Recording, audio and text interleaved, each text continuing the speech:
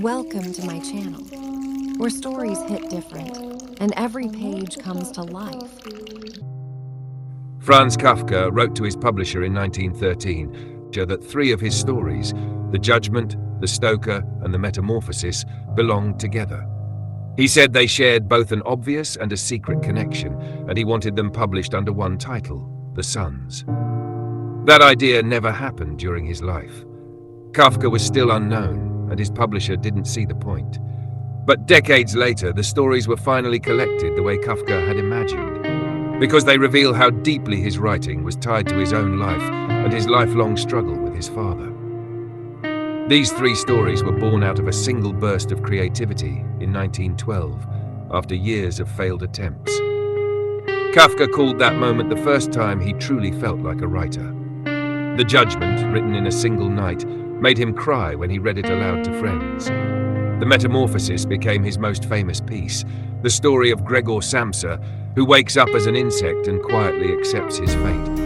And The Stoker became the opening of his unfinished novel America. Kafka's choice of title, The Sons, tells us everything.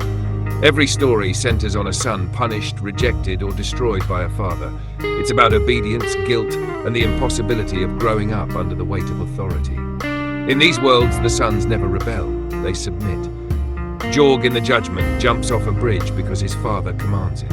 Gregor in The Metamorphosis dies still loving the family that abandons him. Karl in The Stoker is banished overseas, forever displaced. This pattern mirrors Kafka's own life. He saw his father, Hermann Kafka, as a dominating, humiliating force, a man who demanded obedience but broke his own rules. In his stories, Kafka turns that private war into myth. He shows how family power crushes individuality, how the father's voice becomes an inner law the son can never escape. The sons in Kafka's fiction don't change, grow, or find closure. They remain suspended, like children who never get to become adults. Their tragedy is not rebellion, but paralysis. That's what makes Kafka's writing feel so modern. It's not about heroic resistance, but quiet suffocation under love and duty. Kafka wrote these stories while secretly engaged to Felice Bauer, still living in his parents' apartment, trapped between the desire to marry and the fear of repeating his father's life. His diaries from that time are full of resentment toward his family and exhaustion from his double life, working by day, writing at night. He wanted freedom, but felt chained to obligation. He even warned Felice that marriage to him would mean living with a man childish in the worst sense. Someone consumed by writing, unable to exist in daylight. He described his ideal life as one long night, writing alone while she silently brought him food. Soon after, his body began to collapse under the same pressure his mind carried. Tuberculosis was diagnosed in 1917, but Kafka saw it as more than illness. He thought of it as the physical mark of his spiritual wound, opened the night he wrote The Judgment. During this period, he tried to turn rebellion into literature. He even considered founding an anti-patriarchal magazine with a Freudian radical named Otto Gross. In 1917, he published A Country Doctor and dedicated it to his father, a quiet act of defiance. When asked about one of the story's 11 sons, Kafka said simply, "They are 11 stories I was working on." For him, writing replaced biological fatherhood. His stories were his children. Hermann Kafka didn't understand. When his son handed him the book he'd dedicated to him, he told him to put it on the bedside table, where it stayed unread. 2 years later, Kafka wrote Letter to his father, 100 pages of calm, devastating truth. It's half confession, half lawsuit, exposing the contradictions that defined his upbringing. His father demanded obedience but broke every rule himself. He called his children weak, yet crushed them whenever they tried to stand. Kafka recalled how his father raged at dinner over how food should be eaten, or how bread must be cut straight, while doing the opposite himself.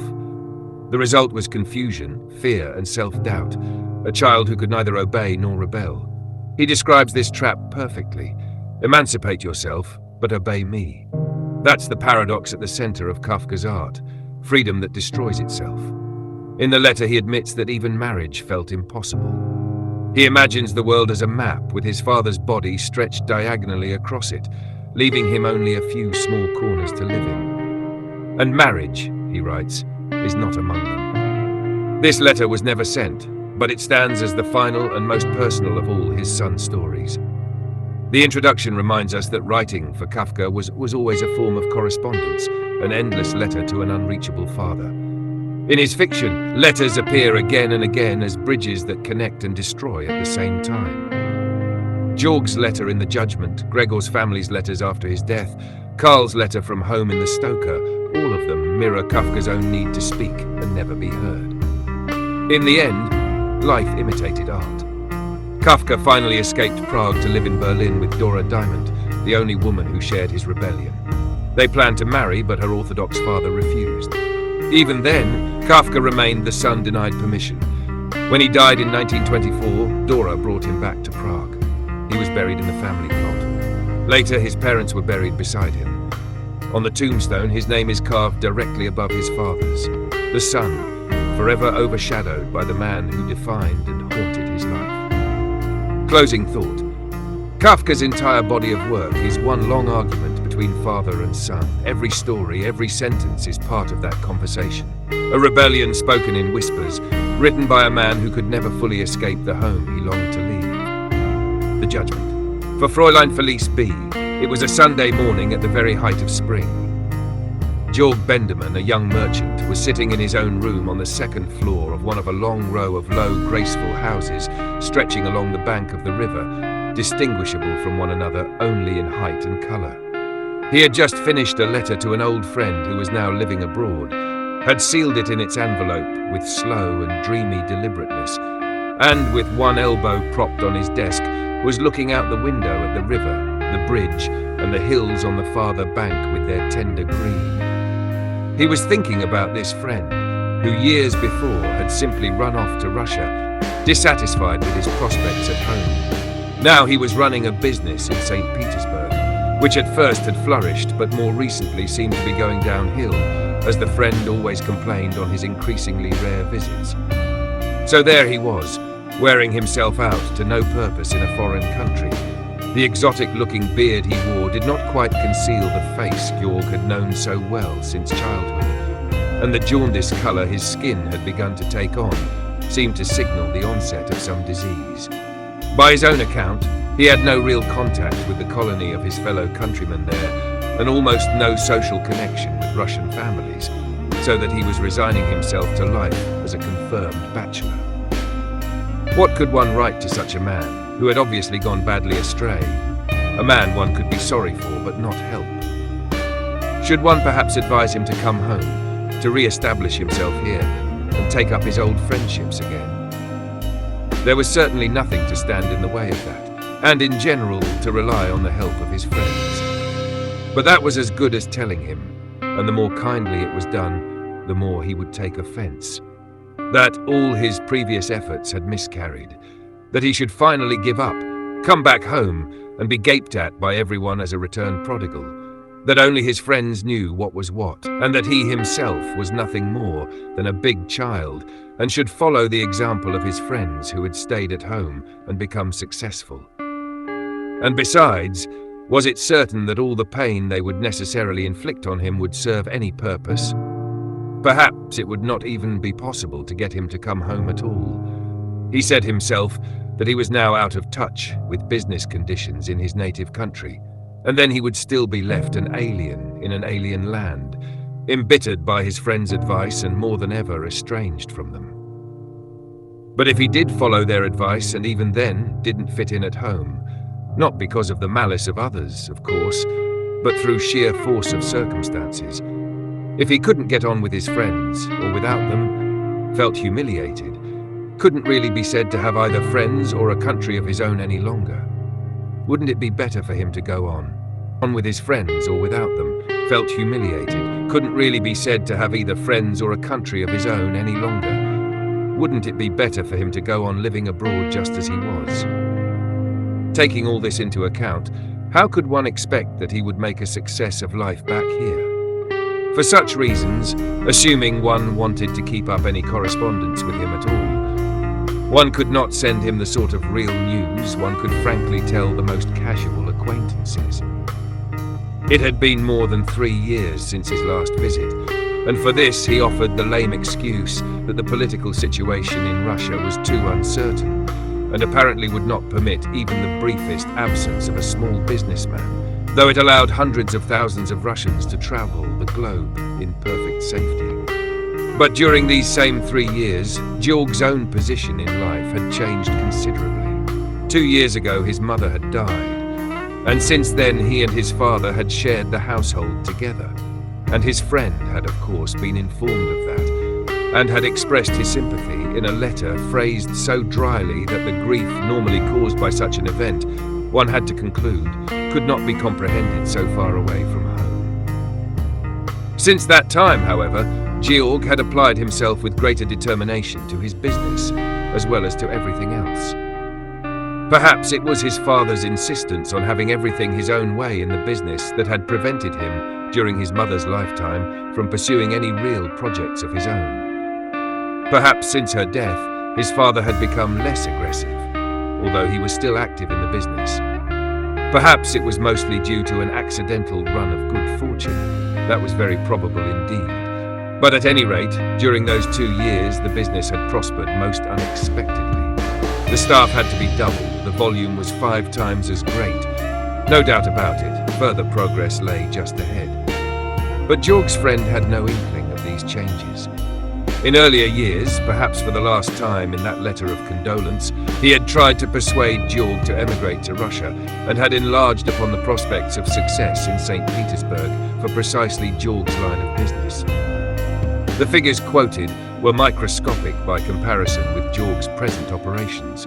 Yet he shrank from letting his friend know about his business success, and if he were to do so now, retrospectively, that certainly would look peculiar. So Georg confined himself to giving his friend unimportant items of gossip, such as rise at random in the memory when one is idly thinking things over on a quiet Sunday. All he desired was to leave undisturbed the image of the hometown which his friend had most likely built up and accepted during his long absence. And thus it happened that 3 times in 3 fairly widely separated letters, Georg had told his friend about the engagement of some insignificant man to an equally insignificant girl. Until, quite contrary to Georg's intentions, his friend actually began to show some interest in this notable event. Yet Georg much preferred to write about things like these, rather than to convey himself had become engaged a month ago to a Fräulein Frieda Brandenfeld, a girl from a well-to-do family. He often spoke to his fiancée about this friend of his and the peculiar relationship that had developed between them in their correspondence. "Then he won't be coming to our wedding," she said, "and yet I have a right to get to know all your friends." "I don't want to trouble him," answered George. "Don't misunderstand, he would probably come, at least I think so, but he would feel that his hand had been forced, and he would be hurt. Perhaps he would even envy me, and certainly he'd be discontented, and without ever being able to do anything about his discontent, he'd have to go away again alone." "Alone? Do you know what that means?" "Yes. But what if he hears about our marriage from some other source?" "I can't prevent that, of course, but it's unlikely considering the way he lives. If you have friends like that, George, you shouldn't ever have gotten engaged at all." "Well, we're both to blame for that, but I wouldn't have it any other way now." And when, breathing heavily under his kisses, she was still able to add, "All the same, it does upset me. He thought it would not really do any harm if he were to send the news to his friend. That's the kind of man I am, and he'll just have to accept me or not," he said to himself. "I can't cut myself to another pattern that might make a more suitable friend for him." And in fact, he did inform his friend about his engagement in the long letter he had been writing that Sunday morning, with the following words: "I have saved up my best news for last. I am now engaged to a Fräulein Frieda Brandenfeld, a girl from a well-to-do family that settled here a long time after you went away, so that it's very unlikely you'll know her. There will be ample opportunity to tell you more about my fiancée later, but for today let me just say that I am quite happy, and as far as our relationship is concerned, the only change will be that instead of a quite ordinary friend, you will now have in me a happy friend. Besides that, you will acquire in my fiancée, who sends you her warm regards and who will soon be writing you herself, a genuine friend of the opposite sex, which is not without importance to a bachelor. I know that there are many reasons why you can't come to pay us a visit, but wouldn't my wedding be just the perfect occasion to put aside everything that might stand in the way? Still, however that may be, do just as seems good to you, without regarding any interests but your own. With this letter in his hand, Jorg had been sitting a long time at his desk, his face turned toward the window. He had barely acknowledged, with an absent smile, a greeting waved to him from the street below by a passing acquaintance. At last, he put the letter in his pocket and went out of his room, across a small hallway, into his father's room, which he had not entered for months. There was, in fact, no particular need for him to enter it, since he saw his father daily at work, and they took their midday meal together at a restaurant.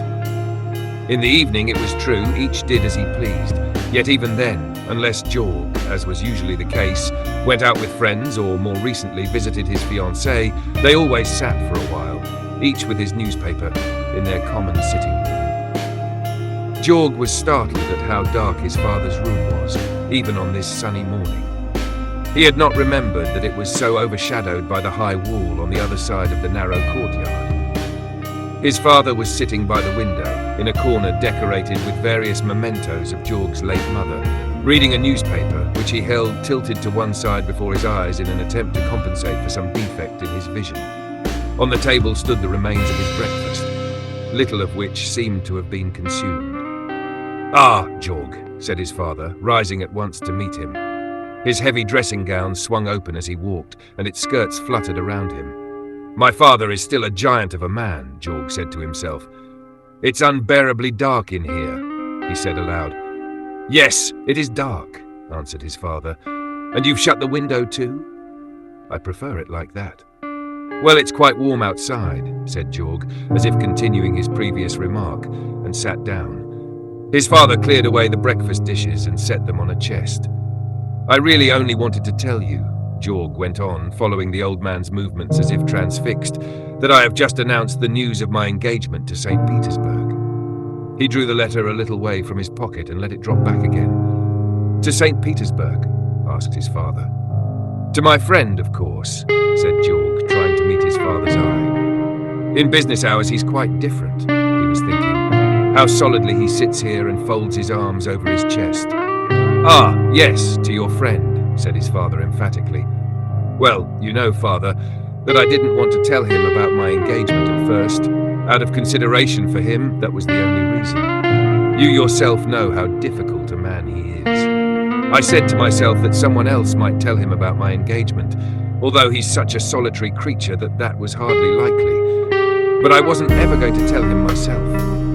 And now you've changed your mind, have you?" asked his father, laying his enormous newspaper on the windowsill, and on top of it his eyeglasses, which he covered with one hand. "Yes, now I've changed my mind. If he's a good friend of mine," I said to myself, "then my being happily engaged should make him happy too. And that's why I haven't put off telling him any longer. But before I mailed the letter, I wanted to let you know." "Jorg," said his father, stretching his toothless mouth wide, "listen to me. You've come to me about this business, to talk it over and get my advice. No doubt that does you honour. But it's nothing, worse than nothing, if you don't tell me the whole truth. I don't want to stir up matters that shouldn't be mentioned here. Since the death of our dear mother, certain things have happened that aren't very pretty. Maybe the time will come for mentioning them, and maybe sooner than we think. There are a number of things at the shop that escape my notice. Maybe they're not done behind my back. I'm not going to say that they're done behind my back. I'm not strong enough anymore. My memory's slipping. I haven't an eye for all those details any longer. In the first place, that's in the nature of things. And in the second place, the death of our dear little mother hit me harder than it did you. But since we're talking about it, about this letter, I beg you, George, don't deceive me. It's a trivial thing. It's hardly worth mentioning, so don't deceive me. Do you really have this friend in St. Petersburg? George rose in embarrassment. Never mind, my friends. 1,000 friends could never replace my father for me. Do you know what I think? You're not taking enough care of yourself, but old age has its own rightful demands. I can't do without you in the business, you know that very well. But if the business is going to undermine your health, I'm ready to close it down tomorrow for good. This won't do. We'll have to make a change in the way you live, a radical change. You sit here in the dark, when in the sitting room you'd have plenty of light. You just take a bite of breakfast instead of keeping up your strength properly. You sit by a closed window, and the air would be so good for you. No, Father, I'll get the doctor to come, and we'll follow his orders. We'll change rooms. You can move into the front room, and I'll move in here. You won't notice the change. All your things will be moved across the hall with you. But there's time for all that later. Go to bed now for a little. You must have some rest. Come, I'll help you take off your things. You'll see I can do it. Or if you'd rather go into the front room at once, you can lie down in my bed for the present. That would actually be the most sensible thing. Georg stood close beside his father, who had let his head with its shaggy white hair sink to his chest. "Georg," said his father in a low voice, without moving. Georg knelt down at once beside his father. In the old man's weary face, he saw the abnormally large pupils staring him fixedly from the corners of the eyes.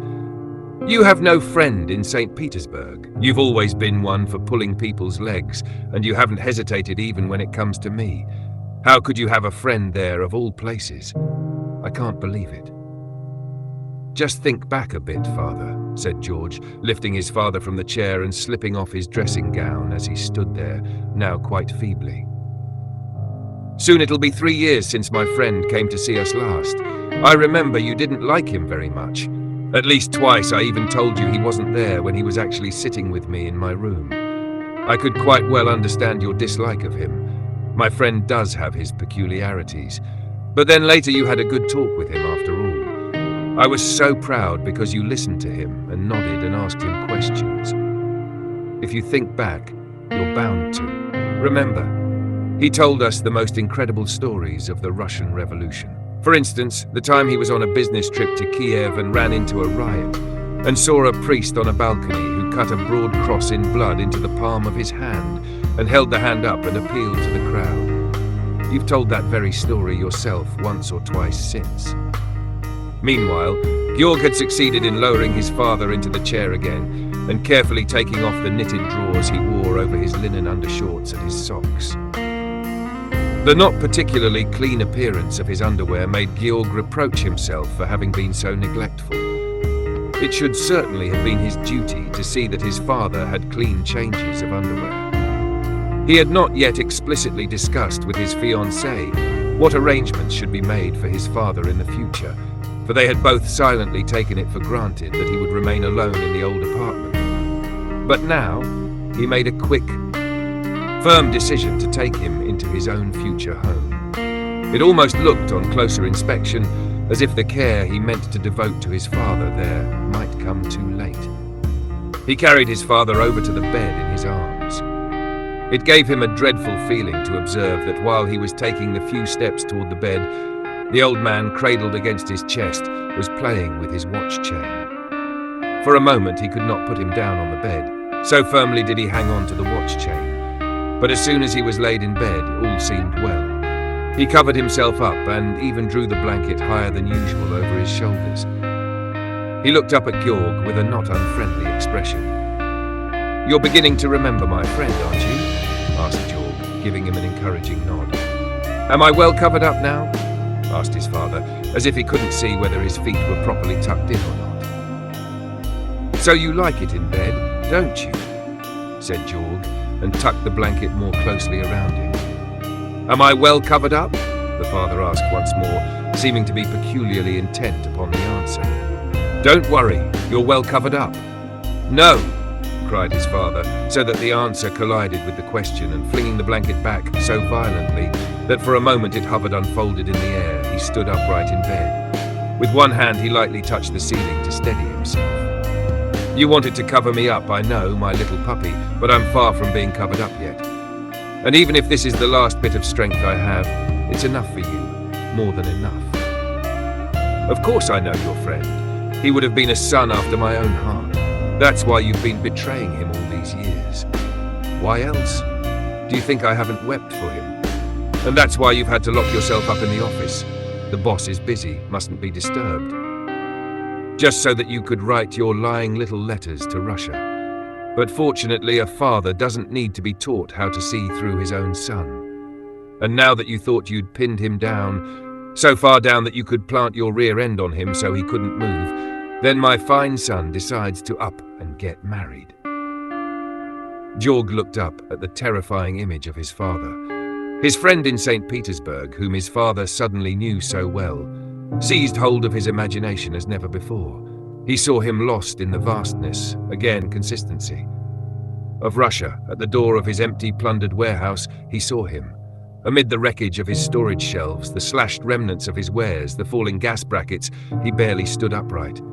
Why did he have to go so far away? "Pay attention to me," cried his father, and Georg, almost absent-mindedly, ran toward the bed to take everything in, but froze halfway there. "Because she lifted up her skirts," his father began to flute. "Because she lifted her skirts like this, the revolting creature. And mimicking her, he lifted his shirt so high that one could see the scar on his thigh from his war wound. Because she lifted her skirts like this, and this, and this, you went after her, and in order to have your way with her undisturbed, you have disgraced our mother's memory, betrayed your friend, and stuck your father into bed so that he can't move. But can he move, or can't he?" And he stood up quite unsupported and kicked his legs about. He shone with insight. Georg shrank into a corner, as far away from his father as possible. A long time ago, he had firmly made up his mind to watch everything with the greatest attention, so that he would not be surprised by any indirect attack, a pounce from behind or above. At this moment, he recalled this long-forgotten resolve, and then forgot it again, like someone drawing a short thread through the eye of a needle. "But your friend hasn't been betrayed after all," cried his father, emphasizing the point with stabs of his forefinger. "I've been representing him here on the spot. You comedian!" Georg could not resist shouting, realized at once the harm done, and, his eyes bulging in his head, bit his tongue, though too late, until the pain made his knees buckle. "Yes, of course I've been playing a comedy. A comedy, that's the perfect word for it. What other consolation was left for your poor old widowed father?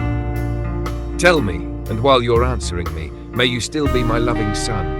What else was left to me in my back room, plagued by a disloyal staff, old to the very marrow of my bones? And my son strutting through the world, closing deals that I had prepared for him, turning somersaults in his glee, and striding away from his father with the composed face of a man of honor. Do you think I didn't love you, I, from whose loins you sprang? Now he's going to lean forward, thought George. If only he would topple over and smash to pieces. These words went hissing through his brain. His father leaned forward but did not topple.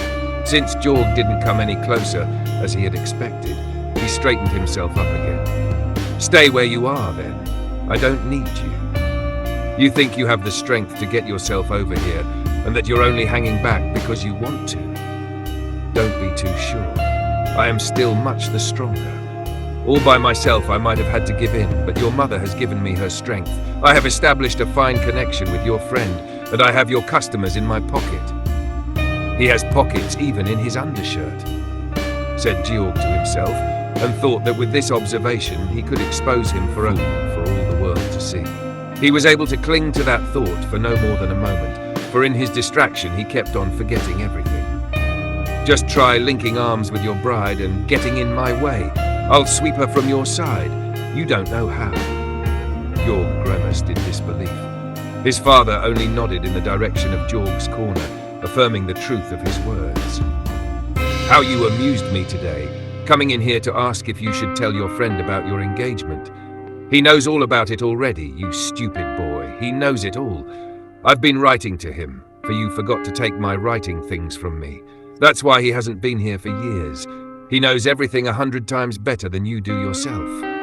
With his left hand, he crumples up your letters unopened, while with his right he holds mine and reads them through." In his exhilaration, he waved his arm over his head. "He knows everything 1,000 times better," he cried.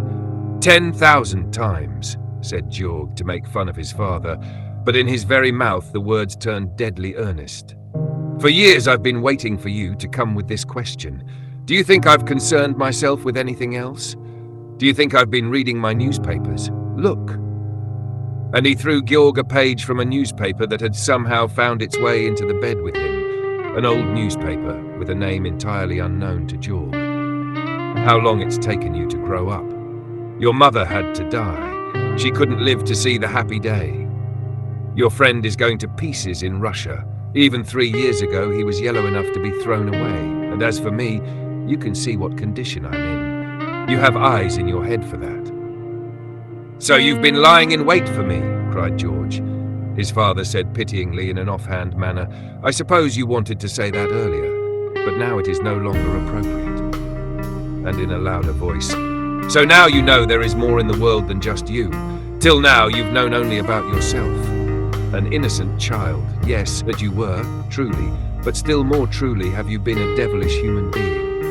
And therefore take note, I sentence you now to death by drowning." Georg felt himself driven from the room. The crash with which his father collapsed onto the bed behind him still rang in his ears as he fled.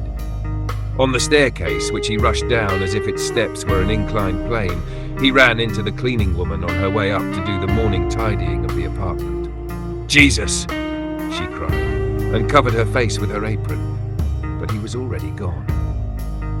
Out the front door he bolted across the roadway, driven toward the water. Already he was clutching at the railing as a starving man clutches for food. He swung himself over, like the accomplished gymnast he had been in his youth, to his parents' pride. With weakening grip, he was still holding on when he spied between the railings an approaching bus that would easily cover the sound of his fall. He called out in a faint voice, "Dear parents, I've always loved you," and let himself drop. At that moment, an almost endless line of traffic streamed over the bridge.